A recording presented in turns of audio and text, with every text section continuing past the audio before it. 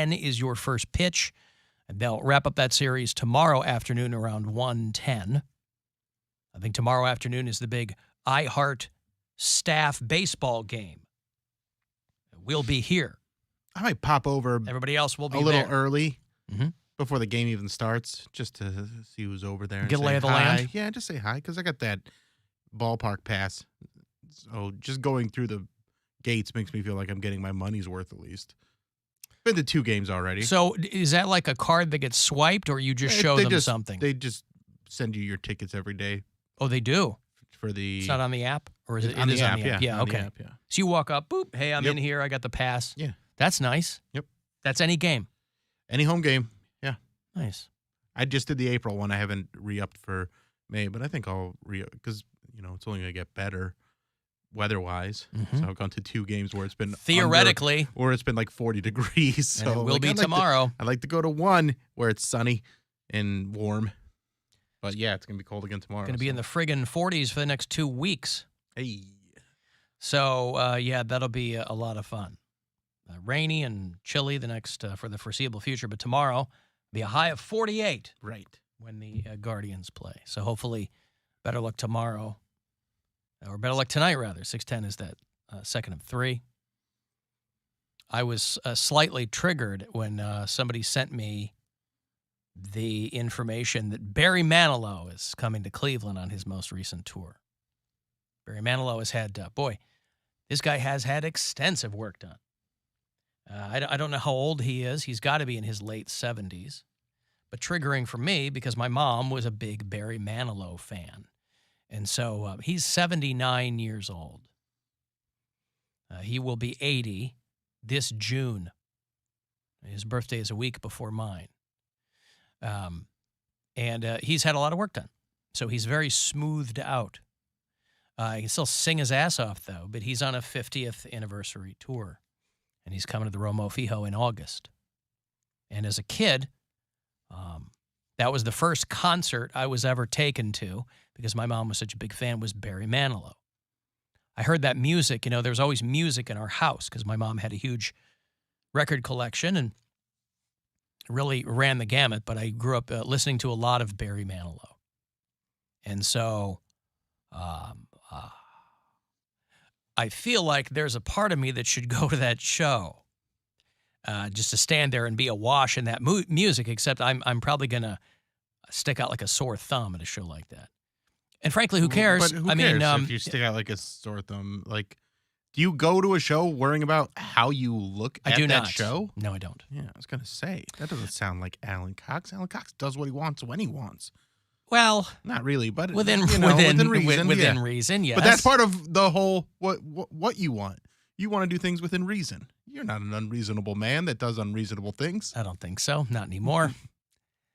But his tickets start at $19.50. Ooh, going with those 50 years ago prices. I was going to say, Good for him. Who at that level is selling? I didn't know anybody was selling tickets. There's local punk bands that will charge you more for tickets than that. He's the best-selling adult contemporary artist of all time. Has sold 85 million records worldwide. Take that, Michael Jackson. Yeah. So I was talking about Michael Jackson's that Barry Manilow's showing him who's really good. Well, I like the comment from Pharrell that the Justified album that Justin Timberlake put out was all written for Michael Jackson, and he didn't want it.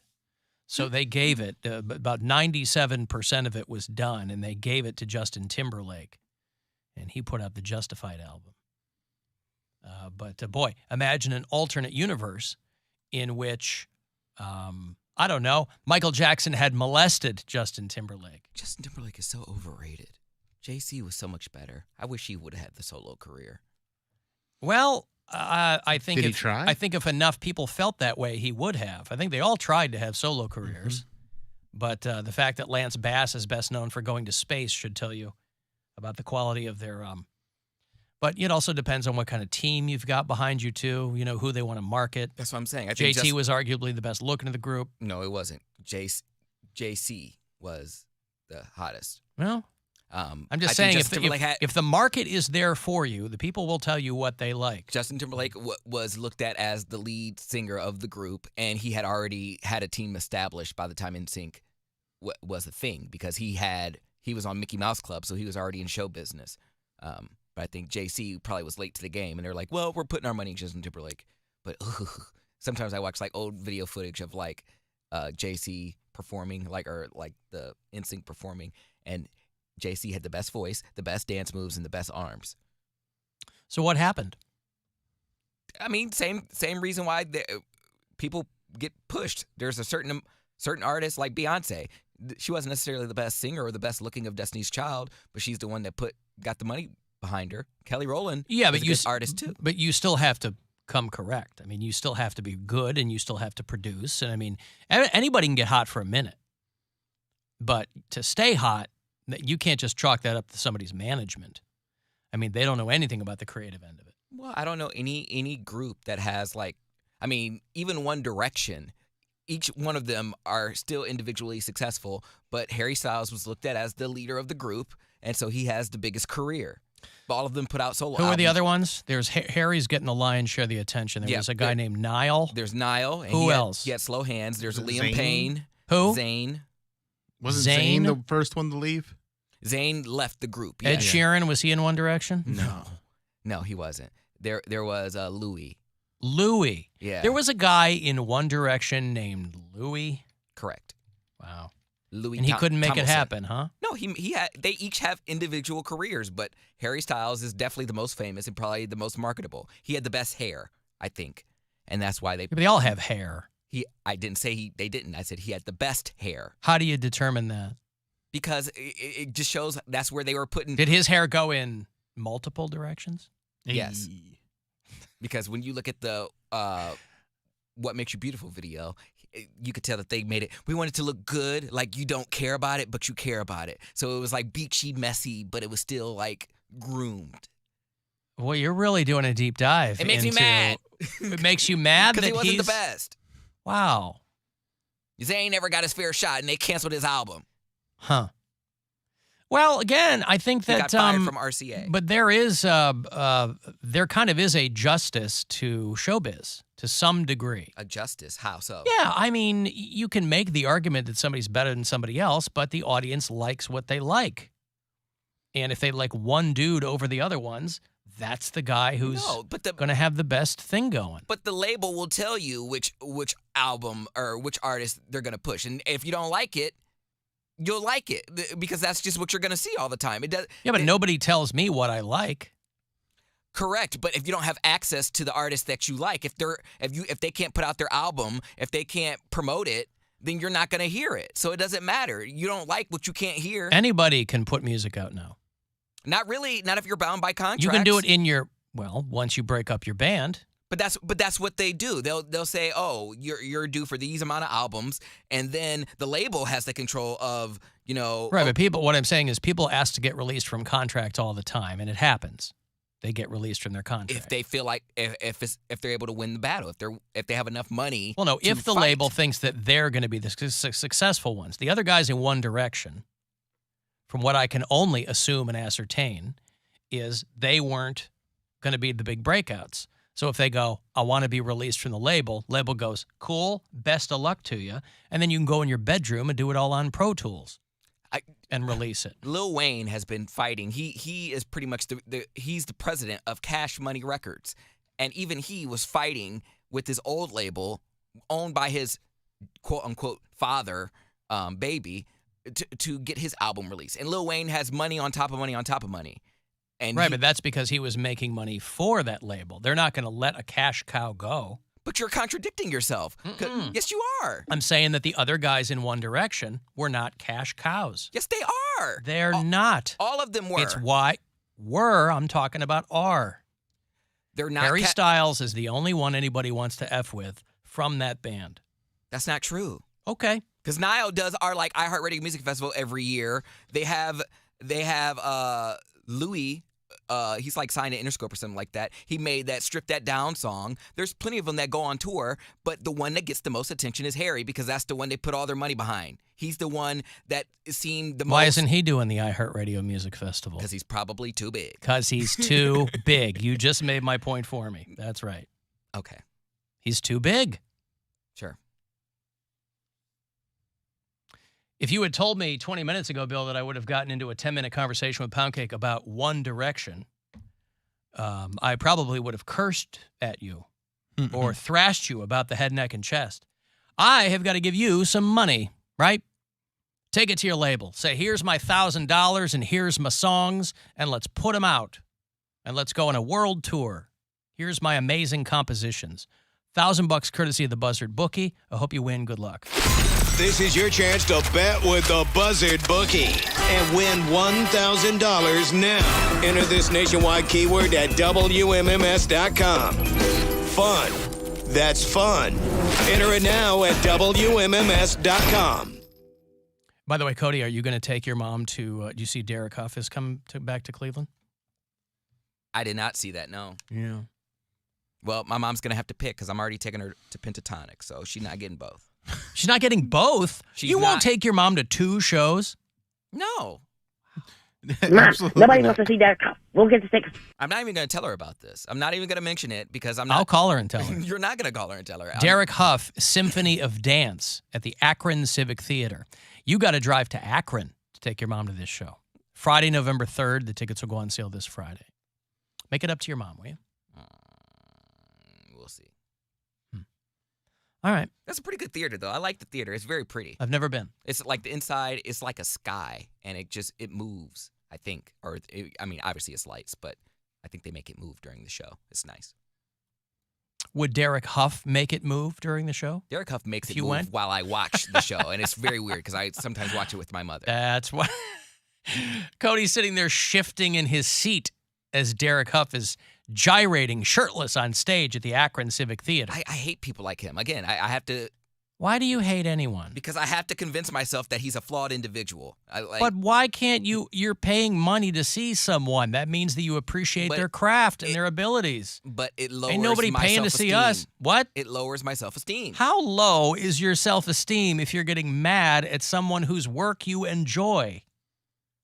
Because low, apparently. Jesus. I guess it's pretty Sack low. up, homie. What's going on? Well, that's why I have to tear him down mentally in my head. I don't say it out loud, but I tear him down mentally. I'm like, oh, Well, why would you want to tear down somebody mentally that you enjoy their work? because he looks great and he dances great. And Yeah, I'm thinking, those are great things. There's nobody that could be that perfect. So He's worked very, very hard. I have to think. I'm like, oh, You act like you're mad because he was like born and then everything was just like fell in his lap. He worked very, very hard. I have to think that, oh, he leaves people on read. You know, he is a jerk. Meaning what? He doesn't answer people's texts? Yep. He has to be a mean person. That's the epitome of meanness to you, is he leaves people on read. It's one of the things. I just have to put it in my mind that no one could be that perfect. So, you know, it makes me feel better. This is what I do to good-looking people. I have to tear them down mentally because that is a sign of insecurity. It's a toxic trait, and I'm working on it. Doesn't sound like you are. You've been singing this song for a long I'm time. being honest, though. Yeah, Part of it is I am admitting too. to It doesn't sound like you're working on it. I have to admit to it in order to. You're like, well, that's just me. I'm like, oh, he probably stinks. I want to be in the front row. He 'cause then probably we might- stinks. we might Yeah, smell because his he's BO. dancing and sweating. That's what I'm saying. We might smell his BO from the front row, and then, ugh, But that's a turn off. you know you're lying to yourself pretty hard there because you know he probably smells great even when he's stinky. He's probably got a very intoxicating musk. He does have a musk. Hey, Randy. Hey, Alan, you're talking about Barry Manilow. I'm about the same age as you, and I grew up, listening to Barry Manilow sing the theme song to American Bandstand every week. Yeah. Used to hear him on the radio all the time. Did you know that he wrote a bunch of really big commercial jingles, at least one of them still being used to this day? He wrote Pepsi Feelin', which I'm not really familiar with. He wrote I'm Stuck on Band-Aid. And he wrote, You Deserve a Break Today for McDonald's. And he wrote the Like a Good Neighbor State Farm is there. Yeah, that's why he made a lot of money back in the day. He wrote the first Dr. Pepper jingle. That's what I thought. Be a Pepper. Did he write that one? I'm a Pepper. You're a Pepper. It might have been. Yeah. He David wrote a Naughton sang that on the commercial. The guy was an American Werewolf from London. Wrote a lot of stuff. Yes, and you get you don't get residuals, right? You write a jingle, they just hand you a check, and back then. You're a young guy, you're trying to come up, you don't know what's what. So you write a jingle, they give you $500. You don't know it's going to explode or kind of become part of pop culture. He wrote the KFC Grab a Bucket of Chicken in the 80s. And I didn't know that. Oh, yeah, he wrote a lot. I got all the Manilow lore as a kid from my mom. I Feel Like Chicken Tonight? Did not do I Feel Like Chicken Tonight. Right, Not well, that that's I'm the top of curious the who heap. did that one. But thank you, Randy. It's Randy. Randy and Kent. Thank you. I went and saw Super Mario Brothers movie last night. I thought you'd already seen it. No, I hadn't seen it yet. And I went last night with my girlfriend for our 1-year anniversary. Hey! All right. Congratulations. And that Peaches song has been stuck in my head. Oh, yeah. And so I just keep singing that. Like I was singing it to my dog. I was going, doodle, doodle, doodle, doodle, doodle, doodle. The Jack Black Peaches. Yeah. Yeah. And it's, so. It's like. Well, so him, no one really has a recognizable voice in that movie.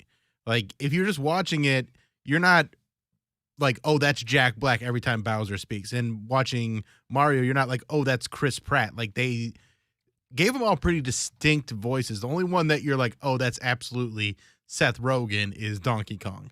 Like, they didn't change his voice at all. Who's the female lead? Anya Taylor-Joy. Oh, okay. She's Yeah, cute. She's great. And Charlie Day's in it too, Charlie right? Day's is Luigi. Yeah. Okay. Yeah, I mean, they got a great cast. Well, But it was a fun movie. It broke the record for the biggest global opening for an animated film. It's made $377 million. I don't know if anybody foresaw that. But No, I don't think so. yeah. Again, my heart will always belong to the presidents of the United States of America singing their this is ode to A nature's better candy. song, but that Peaches, Peaches, Peaches is an earworm and so They didn't- easy they to didn't- adopt. They didn't into. throw these guys a check just over the end credits or anything? You know what? They didn't, but it would have been good. That would have been great. Well, look out. Okay, I've got to And take then a break there's here. ninjas. What's that? And then they fight ninjas in the video. They fight ninjas. Oh, Yeah. yeah, in the Peaches. Yeah. Let me take a break here.